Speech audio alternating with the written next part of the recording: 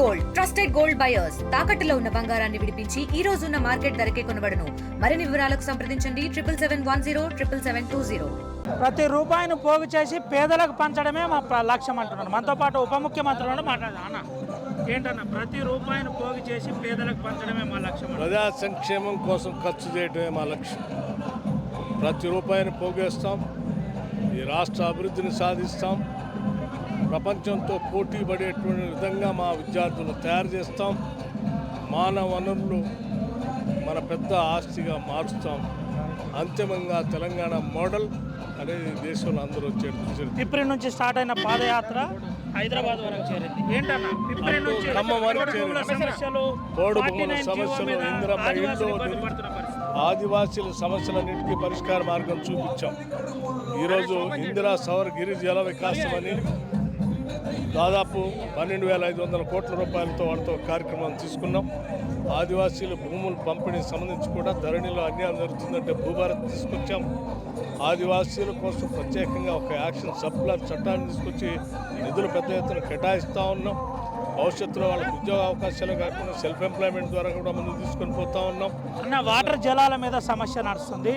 ఆ కృష్ణానది పైన ఒక్క ప్రాజెక్టు కూడా పూర్తి చేయలేదు టీఆర్ఎస్. అట్లాగే గోదావరి నది పైన ఉన్నటువంటి ఎస్ఆర్ఎస్పి ప్రాజెక్ట్ దగ్గర నుంచి, కడెం ప్రాజెక్ట్ దగ్గర నుంచి, శ్రీపాద ఎల్లంపల్లి ప్రాజెక్ట్ దగ్గర నుంచి, కింద ఉన్నటువంటి దేవాదర్ ప్రాజెక్ట్ కానీ, ఆ తర్వాత ఉన్నటువంటి రాజీవ్ సాగర్ ప్రాజెక్ట్, ఇవన్నీ కాంతానపల్లి ప్రాజెక్ట్. ఈ టూర్ సంతృప్తినిచ్చిందా? లేదు, తప్పనిసరిగా ఈ రాష్ట్రం ప్రత్యేకంగా జలాల మీద దృష్టి పెడుతుంది. జలాల్ని పంట భూములు మళ్ళించే కార్యక్రమం కూడా కాంగ్రెస్ పార్టీ తీసుకుంటుంది. ఇది పరిస్థితి. ప్రధానంగా ఈ టూర్ను సంతృప్తిని కల్పించింది. దీంతో పాటు జలాల అంశంలో కొంత బట్టి విక్రమార్క మాట్లాడిన పరిస్థితి. గోదావరి జలాల అంశంలో ఈ ప్రభుత్వం కట్టుబడి ఉంది, పక్కాగా మేము ఇంప్లిమెంట్ అయ్యే విధంగా చేస్తాం. గత ప్రభుత్వం చేసిన అంశాలన్నీ కూడా వాళ్ళు చేసిన తప్పులను మా మీద రుద్దే ప్రయత్నం చేస్తామని ఉప ముఖ్యమంత్రి చెబుతున్న పరిస్థితి. దీంతోపాటు ప్రధాన అంశాలు ఈరోజు పలు అభివృద్ధి కార్యక్రమాలకు ఉప ముఖ్యమంత్రి శంకుస్థాపన చేసిన పరిస్థితి.